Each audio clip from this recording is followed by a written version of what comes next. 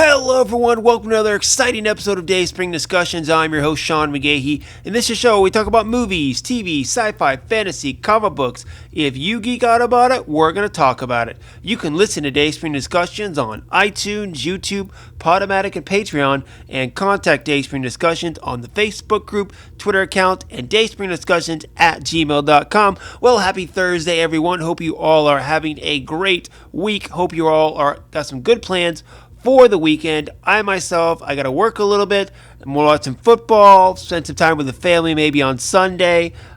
Pretty much it, actually. That usually covers my weekend. But guys, we got a lot of good stuff to cover today, and I cannot wait to get into it. So I'm going to start off with Star Wars. Of course, I love me some Star Wars. It's probably the number one thing that has shaped my life as far as pop culture wise.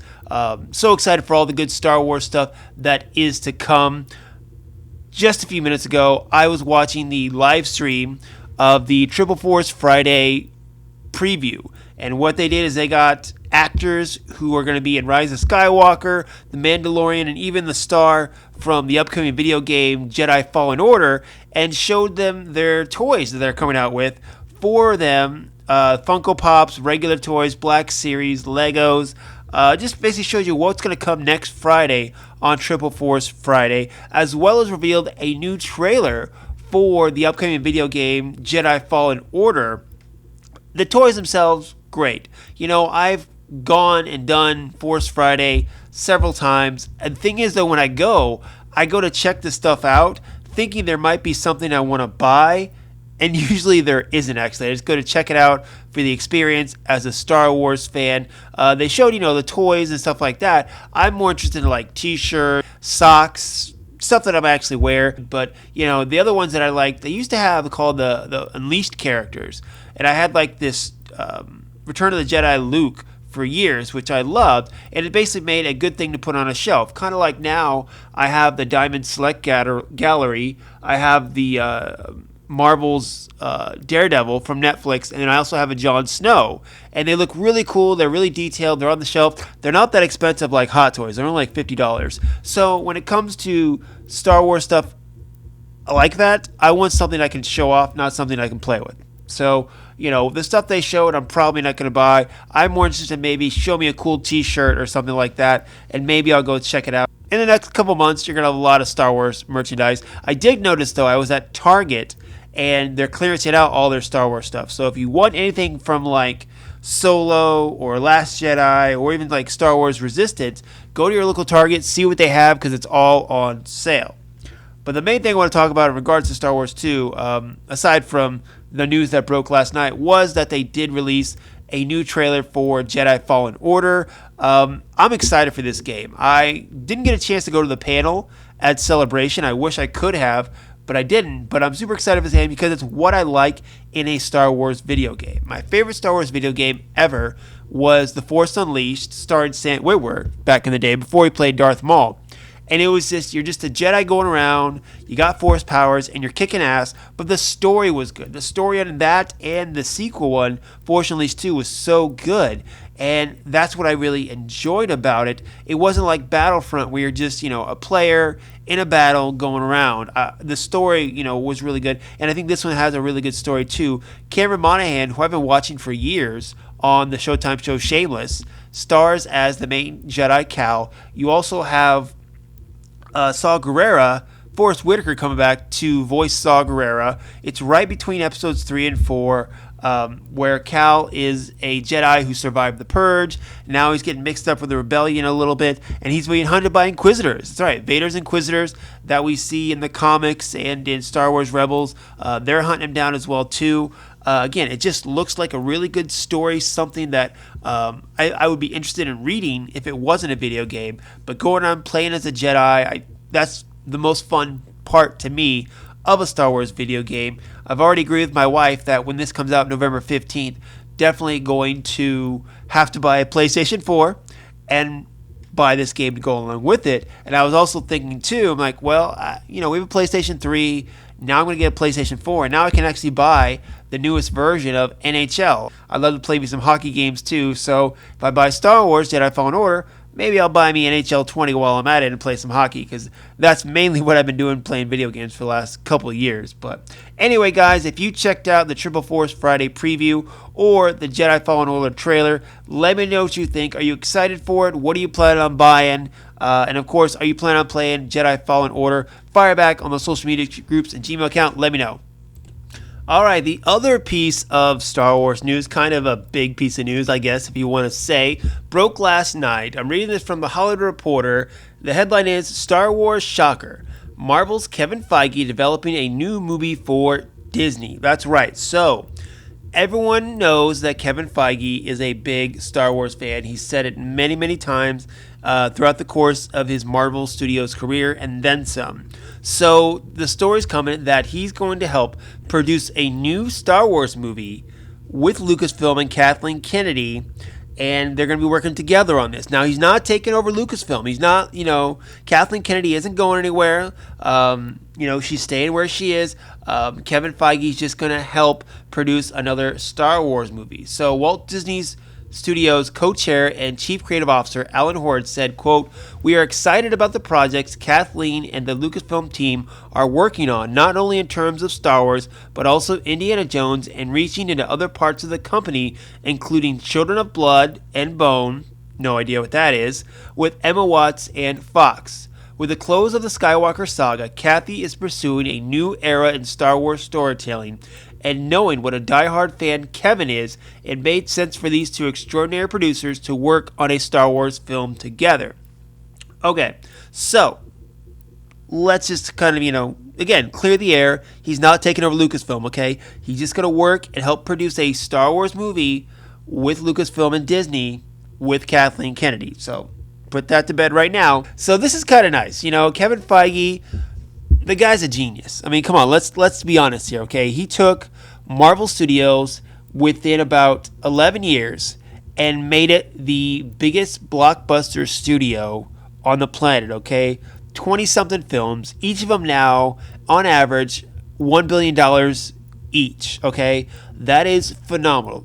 And it's great that, he has decided to share his talents with other branches of Disney. The thing about it too is he wants to develop more Star Wars movies. We know we have, after Rise of Skywalker, we're allegedly not seeing another Skywalker film for, I believe it's 3 years, 2022, and that's going to be the Benioff and Weiss trilogy that they're working on. This is supposed to be something completely different, allegedly, and of course things are flying around that he's already got a major star that he's talked to about coming in. Some people are thinking it's Brie Larson, because a while ago there were rumors about Brie Larson possibly being in a Star Wars movie. So that's, a rumor that's flying around right now. I don't know. I don't care. But basically, it all comes down to that quintessential statement, okay? It's never a bad idea to recruit talent. And Kevin Feige is not only a talented film executive. He's a talented producer. He worked on many films as producer before he took over as head of Marvel Studios. So him working with Lucasfilm, working with Kathleen Kennedy to produce something more Star Wars, great. I did see there was a little tweet where a guy referenced back when the whole Sony thing was going on a month or two ago, about how Sony said that Kevin Feige, is so busy with the MCU that he can't work with Spider-Man anymore. And that's why, the reason our relationship is, ending. And now you see that he's apparently got time to work on Star Wars, but doesn't have time to work on Spider-Man. So, take what you will of that, and you can run with it. But anyway, Kevin Feige working in Star Wars, awesome, great. Let me know what you think about this. What do you think? I know there are going to be some people out there, they're going to be hating on the Marvel films. Sometimes I think they do overdo the humor a little bit, but they're still enjoyable films, and that's really what it comes down to. Give me an enjoyable film with good story, good characters. I walk out of the film being happy and excited and wanting to see more, and that's all we can ask for. Films are an escape for us. They're a way to escape our reality, take us to another place, and also go on an adventure that we could never go on. And occasionally maybe ask some hypothetical questions about our world and the human condition along with it. But Kevin Feige is a great storyteller, no matter what. So I have no doubt that he's going to help Lucasfilm and Kathleen Kennedy tell a great story. So fire back. Let me know what you think about this, guys. Of course, are you in love with it? Do you hate it? Are you somewhere in the middle? Let me know. dayspringdiscussions@gmail.com. All right. Speaking of Marvel, there was a little story that came out, and it seems that Ghost Rider, the TV show that was going to star Gabriel Luna, that was going to be on Hulu, along with other shows with Marvel's Hellstrom, Runaways. You also have the animated stuff like Hit Monkey, Tiger and Dazzler, Howard the Duck, all going to be on the Hulu platform. They were developing, Ghost Rider show for Hulu, going to star Gabriel Luna, who played the character in ABC's Agents of S.H.I.E.L.D. That's been canceled. Okay, they came out and announced it, looks like yesterday, that it's no longer going to happen. Some people disappointed. I'm kind of disappointed. I've never been a huge Ghost Rider fan, but I've been reading recent Avengers comics, and Robbie Reyes, I like him as a character, getting into the Ghost Rider storyline, and it's been interesting, just through that, I've been liking the character. You have Cosmic Ghost Rider, of course, which is pretty far out there with Frank Castle. And then you have one of the original ones with Johnny Blaze, the one that Nicolas Cage played in the films that I think I saw the first one, hated it, didn't even bother with the second one. But anyway, it's no longer going to happen. Now, there are other stories coming out afterwards that are talking about the reason it was canceled was because Kevin Feige and the film division over at Marvel Studios want to use Ghost Rider in the movies. It's not confirmed. There's talk about it. And then there was talk about also where we got the announcement that Mahershala Ali's going to play Blade as well. But there was rumors that in the TV division, they were developing something for Blade on the TV side. Now, there's kind of been a rift between Marvel Television and Marvel movies, mainly having to do with Ike Perlmutter, who runs Marvel, and having some squabbles with Kevin Feige.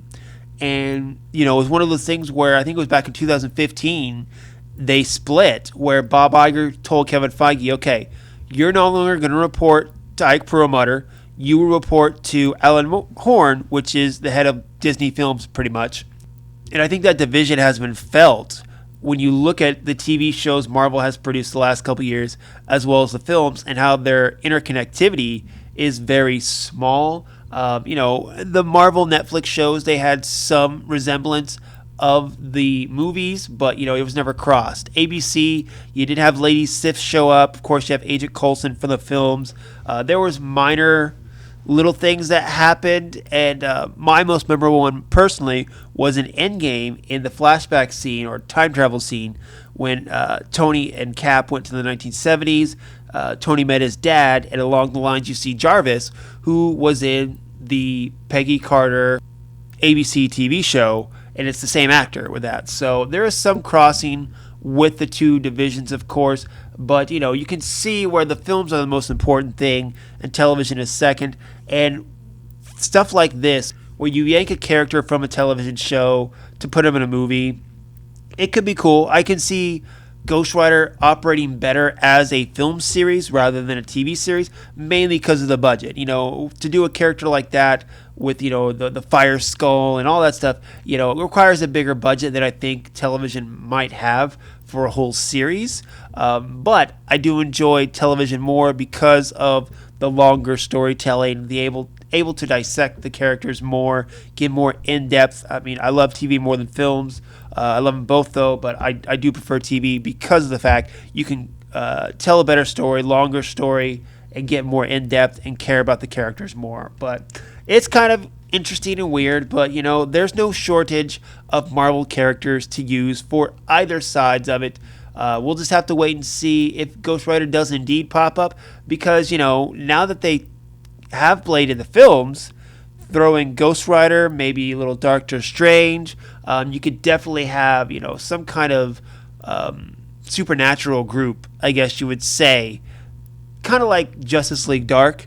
I might call them. I forget what they were called. Spirits of Vengeance, I think is what they were called in the comics, where it was Blade and Ghost Rider, Hellstrom, and a few others. But I can definitely see that, coming up on the big screen. But let me know what you think. Were you excited for the Ghost Rider TV series? Did you want to see it happen? Do you think it'll work better as a film if it does indeed become a film? We've already seen some Ghost Rider films that didn't turn out very well, but then again, they weren't produced by Marvel Studios. So fire back, of course, on the social media groups and Gmail account. Let me know what you think about it, guys.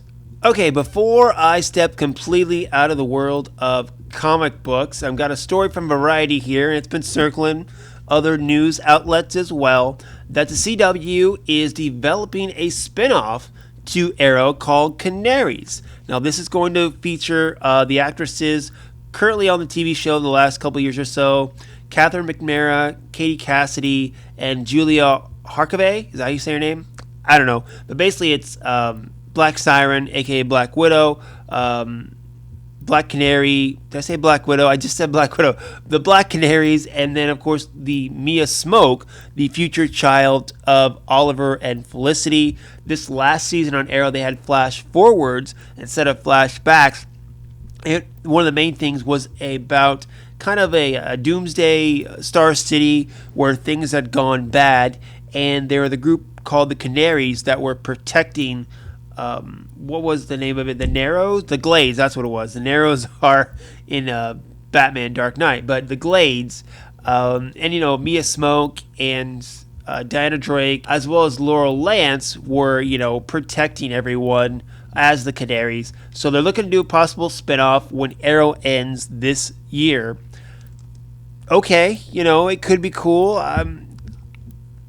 I don't know. I really don't know, because I really didn't get too much into the flash forward parts of Arrow, much like I really didn't get into the flashbacks parts of Arrow. I really focused on the present is what I liked. Really, the flash forwards, you had the kids of the heroes. You had John Diggle Jr., Mia Smoke. You had Oliver's son from the previous girl. What was her name, or what was the guy's name? I don't remember. It seemed a little odd, though, because, in this current season of Arrow in the present, Felicity just had the baby at the end of this season, and then, her brother was, a good 12 or 13 years older, but it didn't seem like that way in the flash forwards, and again, I wasn't a big fan of them, so this being a spinoff of that, I'm really not too excited for it, to be honest. In Arrow, it's one of those things with Crisis on Infinite Earths coming. It seems like it's going to be like the end game of the Arrowverse, It's like people I've talked to, more Marvel Studio films are coming, but there's a little bit of that less excitement because the Infinity Saga is over. Everything was building to it. And ever since last year, maybe even going back further to Crisis on Earth X, everything's been building with these series to, kind of a pinnacle event. Crisis on Infinite Earths, one of the most famous storylines in DC publishing history, where it reset everything. And maybe that's what they're going to do with this, bring everyone together in one universe. I don't know, but I want to see how Crisis on Infinite Earths ends and the ramifications of it before I get excited about anything past that. Kind of like with Endgame, where, the stuff they showed me or showed us at Comic-Con, I'm more excited about the characters I know than the new stuff, And yes, we know Laurel Lance, we know Dinah Drake, we even know Mia Smoke a little bit, but for me, they're not characters I'm drawn to. Kind of like Doctor Strange. He's not a character I'm drawn to that I really like, so I can't get excited about his new movie. I think it'll be cool, maybe, but I'm not as excited as I say, Falcon Winter Soldier or something like that. Two characters that I really like. This kind of goes in that frame as well. Now, also, CW, I know they released a longer trailer for Black Lightning season and for the Arrow season. Black Lightning, I really like that. It's out of the shows, it's becoming one of my favorites of the CW shows. Now they're officially crossing over with the rest of the CW Arrowverse shows, so it's going to be a part of it. Again, I'm anxious to see if they're going to join the fold after Crisis, and, play with the other characters as well. Team up with Supergirl, team up with Flash, stuff like that. Again, Crisis on Infinite Earths. I got to see how it ends. I got to see how it all, comes together. And then I'll tell you if I'm excited about these Canary Girls or not. And I will try to wrap my head around it and maybe try to get excited for it. Really, it just has to do with the fact I don't like these characters. I mean, that's just what it comes down to. I want to be excited. I really do, guys, because I love, what they've done with the CW and the Arrowverse. But these characters, I mean, I've hated Dinah Drake since she came into the show. I don't like her at all. Mia Smoke, I could care less about her. I mean, and then, of course, Laurel Lance, I liked the original one, and I liked Black Siren, but she's still not good enough, in my opinion, to draw me to watch it. But, I'm going to watch Batwoman, and I have really no interest at all in that, and at least I'm going to check that out, so I will definitely check Canaries out. Okay. Last story of the day, and then I gotta go pick my daughter up from school. Of course, I'll get this posted, sometime in the evening, hopefully on Thursday. But anyway, it was reported by Hollywood Reporter and other sources that the original 3 are coming back for the 3rd installment of the Jurassic World franchise. Jeff Goldblum, Laura Dern, and Sam Neill will return as Ian Malcolm, Ellie Sattler, and Alan Grant for the 3rd installment of the franchise to be directed by Colin Trevorrow. So, they're back, guys. Luke, Han, and Leia, right? This is kind of like the same thing. The original cast from the 1993 film that, blew it all up. They're back to get in it, to mix it up. They're going to be joining Chris Pratt and Bryce Dallas Howard.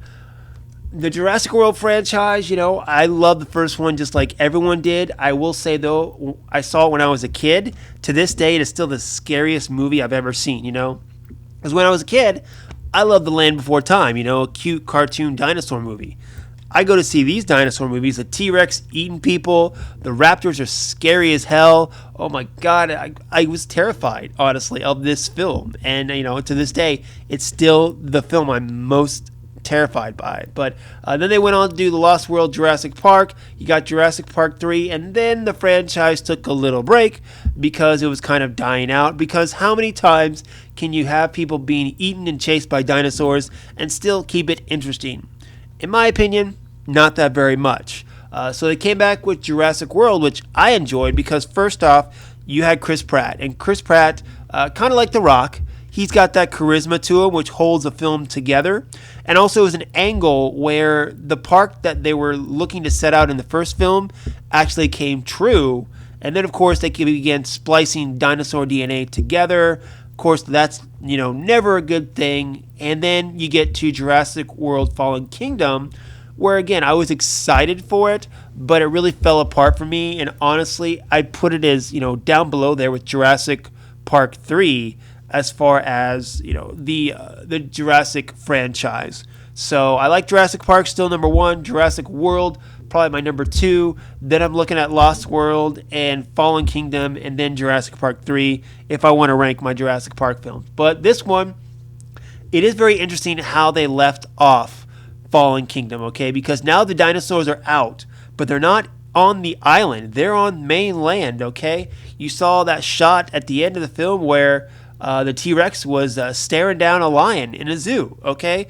They're out there. I haven't seen that little short film yet. I told myself I was going to watch it before I did this episode so I could comment on it, but it's Battle at Bedrock or whatever. It's a real short film, really well done. People are liking it, and it's, basically an advertisement for the next Jurassic World film, which I'm not sure, when does that come out?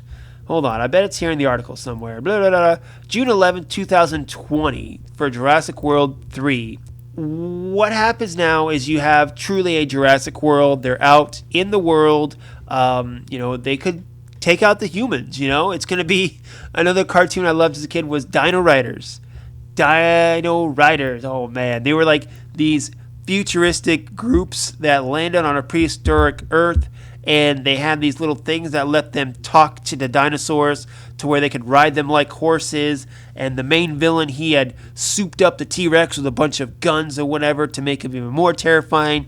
It was a silly, stupid cartoon, but man, how cool would it be to ride a raptor? That would be super cool with like some guns on them. Kind of what it's all about. But anyway, I'm going off topic here because I'm having a flashback to my childhood. Jurassic World 3 with these three, of course, a world where dinosaurs are on the loose. You have three dinosaur experts. So, of course, they'd probably come in handy in a world that is being overrun by dinosaurs. So it makes sense from a script standpoint. These three, of course, it has to instill a lot of faith in Jurassic World fans or Jurassic Park fans, however you want to call them, that the original three are coming back, that they have agreed to this, to maybe they've seen a script that they think is good enough for them to come back and have faith in the project. I know as a guy who just, again, I don't love the Jurassic World franchise or Jurassic franchise. The fact that these three are coming back, they've probably seen a script, hopefully, unless they're Michael Rosenbaum. They've seen a script, they have faith in the story, and they're willing to do it. Let's be honest, there are some actors out there where they do a big film and then they fade away a little bit, and then, they come back for a sequel because they're not really doing anything else. And it makes sense. But these three, they're still working very much so. So for them to commit to a project, to come back, I think they have faith in the story, faith in the director, and therefore I must have faith that the film could be good. So what do you guys think? It's your turn. Fire back, of course.